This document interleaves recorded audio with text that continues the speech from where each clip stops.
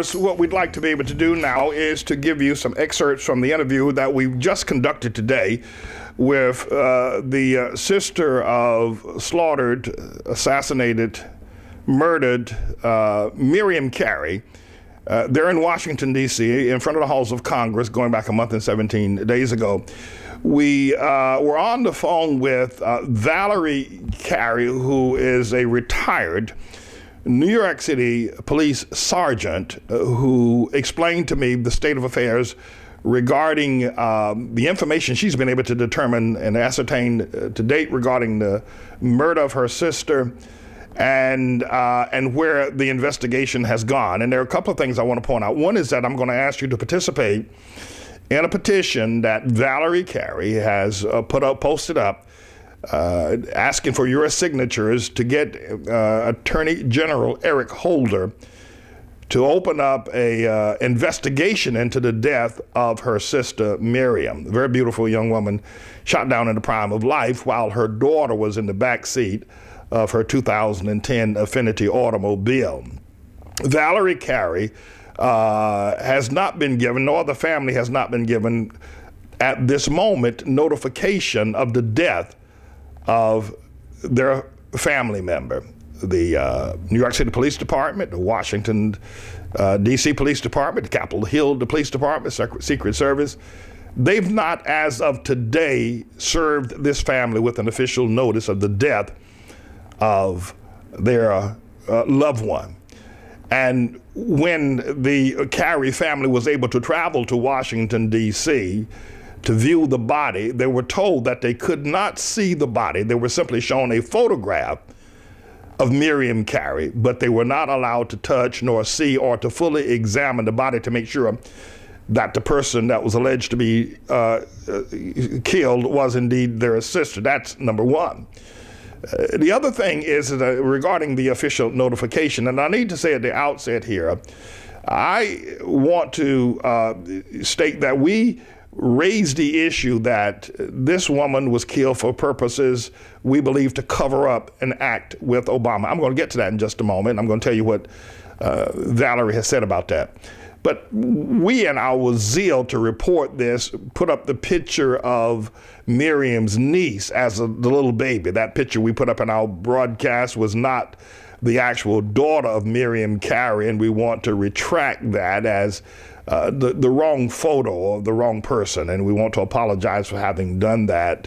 And also in our haste to raise questions about this death that I believe was an assassination, we made a statement such as Miriam Carey's mother has thrown her daughter under the bus, and that is not the case at all. Miriam Carey's mother is a loving mother who's in a lot of pain, who heard about her daughter's death over the news, and this very public death is suffering quite a bit at present, and I don't want to add to that suffering. So it is my deepest apology for having said that the family had thrown the daughter under the bus. That is not true. They are working behind the scenes as much as they possibly can to get done. But it doesn't appear that the courts, the politicians, police department, and others are willing to step to their aid in this matter. And we want to make sure that as this matter goes forward, and anyone else who comes forward with information would protect the mother and the sensitivity of having lost her daughter in such a public, brutal way. I'm sure you can wrap your mind around the thought of what it would be like if one of your children was shot down by the police and accused of the awful things that Miriam Carey were accused of, and they were not true, by the way. The allegations that Miriam Carey was somehow or another a deranged, a psychologically challenged person is a flat out lie. It isn't true. She was not. She was taking postpartum depression medication after giving birth, but from what I've been able to ascertain, a lot of women, millions of women across America have done the same thing, that giving birth to a child can, to some degree, cause depression. And there's a medication specifically prescribed called postpartum depression medication that helps to be able to alleviate that stress. And when the authorities, whether it was the FBI, the Secret Service, did search her home, they found none of that. They only found prescriptions indicating that she had been prescribed that, but because she was taking her medication, there was none left in her home when it was invaded in what they called a search of the home of Miriam Carey. The other item that has been flagged around in the news regarding a reaction that she had over a parking incident where she worked in Stamford, Connecticut with Dr. Oken, who is a dentist, and she worked alongside him as a dental hygienist. And because she has special privileges of parking, I guess it was a discussion or an argument that erupted with a person from the white race regarding who could park there and who could not. And so the argument was now being reported as bizarre, and that as a result of her arguing over her privilege, and she did have privileged parking, they have elevated this in the information that has been picked up in the media. These two incidents, the fact that she was on postpartum depression medication and that she had an argument with someone over a parking spot that we've all done, including myself, that somehow or another that makes her mentally challenged or crazy. I think the first thing that I noticed about this that I've found very, very strange, how is it that a woman who owns her own condo, this woman is a homeowner in Stamford, Connecticut, and she owns a 2010 Infiniti automobile, very well manicured and taken care of. What's crazy? I mean, how do crazy people do that? And I immediately recognize that we're now looking at a smoke screen. And the other item that we're not clear about, that Valerie, the retired police sergeant, New York City police sergeant's sister, said to me that she had made a wrong turn and had turned into the wrong area, sort of like a little cul-de-sac there. And when she recognized she had made the wrong turn and all the police came running out, she just simply tried to turn around, which is what any average person would do. Now, this is critical in terms of the information that is being dispensed. She made a wrong turn into an area, and when she tried to back up and turn around, one of the Capitol Hill police officers threw one of those iron barricades in front of her car. At the time she was driving away, and she just ran over it, and that got their juices going. So she went the right way on the street and tried to turn again, and they cornered her there at the Capitol Hill building. Now, Valerie Carey says to me, and she's a retired police sergeant, not just no, she's a sergeant in the New York City Police Department, says it's not clear now as to whether or not her sister had fully exited the car or not. However, the reports we're getting that she did. But nonetheless, Valerie is also clear that there were no guns found in the car, that there's an affidavit I'm going to put up online for you to be able to see, that signed by a judge giving the Capitol Hill Police and Washington, D.C. Police the authority to search her car. They found nothing. They found no guns, no bombs, no intimidating letters, no threats, no anything. And the affidavit indicates as well that the reason for searching was not that she had rammed. Now, and we've seen the video, and I'll show it to you again. But when the Capitol Hill Police inquired of a judge for the affidavit to legally search her, for the permission rather, to legally search her car, they did not put the reason for her, for their search and for their final execution of her as that she either attempted murder or that she rammed the government property. None of those reasons are listed. It's just reason that that there was an altercation and she's dead and they need to be able to search the car. So this one affidavit, I think, in fact, I'm confident, will stand to demonstrate that Miriam Carey was not a threat, because had she been a threat, even they're not knowing whether she had guns or a bomb or something of that nature in the car, they would have indicated that in the affidavit. There's no such thing there. Now, talking with Valerie today, we certainly want to keep in mind, the protection of her family, her mother in particular, but we also need to get to the bottom of this. And I was able to discuss with Valerie, well, why do you think your sister was in Washington, D.C.? She did not rule out, she did not rule in, she did not rule out that her sister would have had a love affair with Barack Hussein Obama, and that the baby is a love child. In fact, what I've asked Valerie the permission to do is to call for a public outcry that there be a paternity test done on the child that was in the car, done on Miriam's child, to see whether or not the child is of the estranged, if you will, boyfriend of Miriam Carey, a Mr. Eric Francis, who lives in Connecticut, in Hartford, who now has custody of the child. But Miriam, well, Valerie believes that a paternity test ought to be done to determine if this is Obama's love child.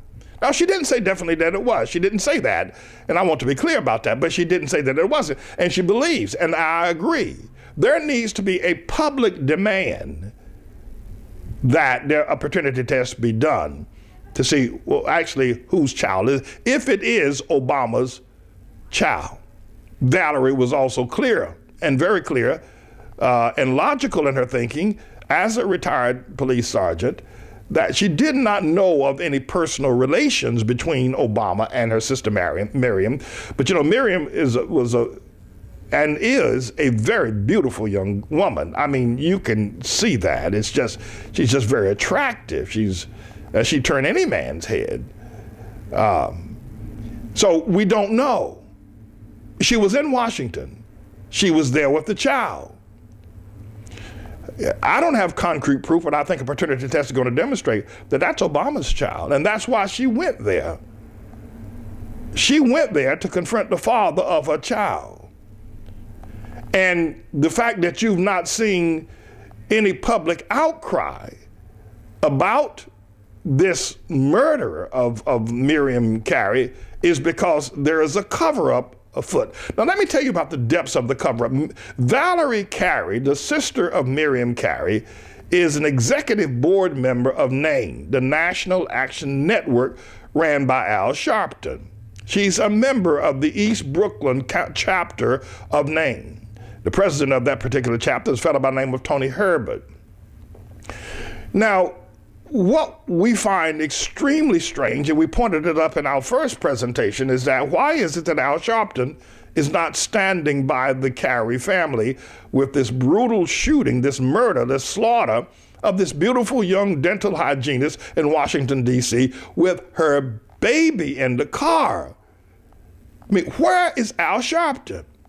And that was a question that I had. We haven't heard him on this matter. But now to find out that she is actually an executive officer and member of the National Action Network, and Sharpton has not come to her aid, does not that say to you that somebody has gotten to Sharpton and told him don't do what he normally does, which is get out there and raise sand so that the media will come and questions will be asked, and guilty parties, if they are such, would be then brought to the bar of justice? And this has been nearly 2 months now, and still there's been no call from Sharpton to one of his executive officers of his organization, the National Action Network. Doesn't that appear to be strange to you, that that is where we are in this entire matter? So we need to discover whether or not that there is a cover-up. We need to discover whether or not that baby belongs to Barack Obama, and Al Sharpton has been told to keep quiet. Valerie also stated to me, sitting there in this excruciating pain. You know, it's one thing to lose a loved one, you know, through some disease, if you got leukemia or some other cancer or that or the other, and you kind of go day by day and people get prepared for the, you know, the announcement that you're finally gone. But when you got a healthy, beautiful, young sibling or daughter such as this, and you find out that she's just been murdered. It's very painful, such a public death, and in such a public way. You know, Valerie said to me that she did not find out that the Washington, D.C. Police Department, they released the information about who she was to the public before notifying the next of kin. Valerie says she didn't find out until 5:25 on the day of the event. A reporter from Connecticut called her to ask her about her sister's death out of the blue. And then he told her, if you don't know, you better turn on the television and news and you'll see it there. Isn't it the job of the officials to contact, which should not the Washington, D.C. police, Capitol Hill police should have contacted the New York City Police Department. The New York City Police Department then go and contact the next of kin before the name of the person is released? Why is it that all of these things are happening and have happened to discredit Miriam Carey? As the Lord liveth, I am not going to allow this discrediting of this young woman to proceed any further. We need some answers. First of all, why would fully armed police officers from the Secret Service, the Capitol Hill Police, the Washington, D.C. Police, who are trained to be tempered before pulling the trigger, before actually firing on someone, they go through months and months of training on judgment on when to do such an act. And yet, whether Miriam was still in the car or whether she got out of the car, the threat level was very low. And Valerie pointed this out as a retired police sergeant herself, that women tend to possess a far lower threat level than men do in terms of violent confrontations. But for the police officer to also see she's got her baby in a baby seat in the back of the car, that just removes all threat altogether. For them to open fire the way that they did, and to this very day, the family does not know how many times she was shot. They don't know. The information has not been released. There's been no official notification coming from anybody. However, the FBI and the Secret Service did show up at her door 1 hour after the event looking to search and ask questions. So she refused to allow them to ask questions until she was able to contact her attorney, who was able to come over and try to give some directions, her attorney by the name of Eric Sanders, and you may have seen him on television. Well, guess what they did to him? After Eric Sanders, who's a no-nonsense attorney, he doesn't take tea for the fever, he doesn't do political favors, he doesn't curry up, he doesn't suck up politically and sell out people. Eric Sanders is not a sellout. So when they couldn't get him to sell out, the powers that be, whoever they are, went and found an old case back in 2005. Eric Sanders is an attorney. He works for a law firm. The law firm that Eric Sanders worked for back in 2008 had an outstanding case, not against Eric Sanders. He was simply the representative. They went and arrested him on federal charges. Now, this case has been out there since 2005. But to silence him, they arrested him, threw him in a federal jail, and would not give him due process. He sat as an attorney on a civil matter, by the way. This is a civil matter, not a criminal matter, and a matter that was not related to him. It was related to the firm that he represented. But he had to sit in jail, in a federal jail here in New York, for 6 days before they released him on bail in an effort to silence him. But my friends, you see where all this is going? You see where all this is going? Why isn't Al Sharpton out supporting one of his executive officers of the East Brooklyn National Action Network in the death of her sister? Why isn't he standing with? Why didn't he attend the funeral? Who told him not to? I mean, why don't we hear outcry from Congressman Gregory Meeks? The Congressman Meeks lives in he's a congressional officer he's an African-American or black, if you will, congressperson who lives in a region who is actually his region of borders. Why have we heard from Charles Rangel? He's a New York City congressman as well. Why, and when for a black woman, a beautiful woman, to be shot down in front of her baby and to be shot down in front of her family on Capitol Hill streets, in front of the Capitol Hill building, by a barrage of police bullets. Why is it that the black congressmen or white congressmen of men of note and nobility, why aren't they raising their voices against such a slaughter? Just the opposite happened.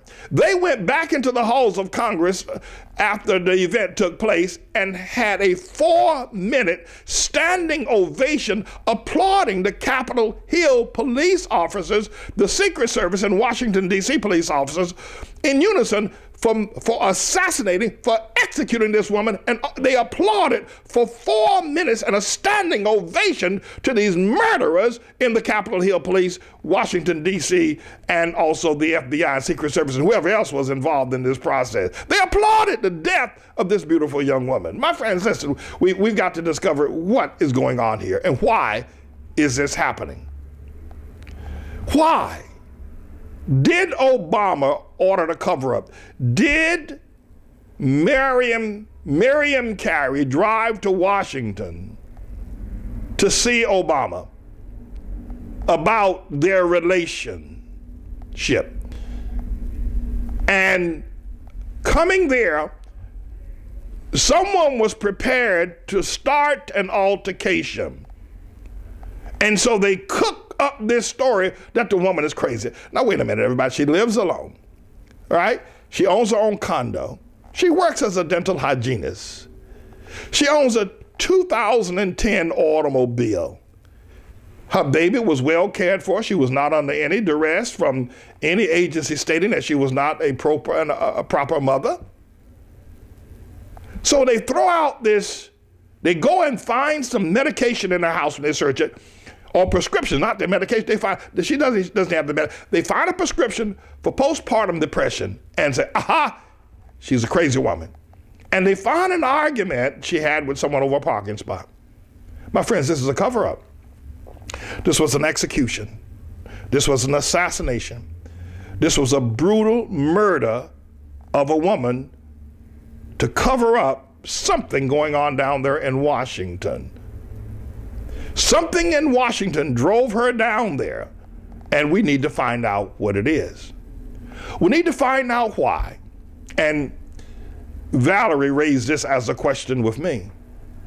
Al Sharpton jumped up and down when it was reported that Barney's department store was involved in shop and frisk, and Macy's was likewise, and called a press conference and threatened and went and met with the executives of Barney's department store to be able to so-called bring justice to black shoppers that were accused of stealing things out of Barney's department store on Fifth Avenue or Madison Avenue here in New York City.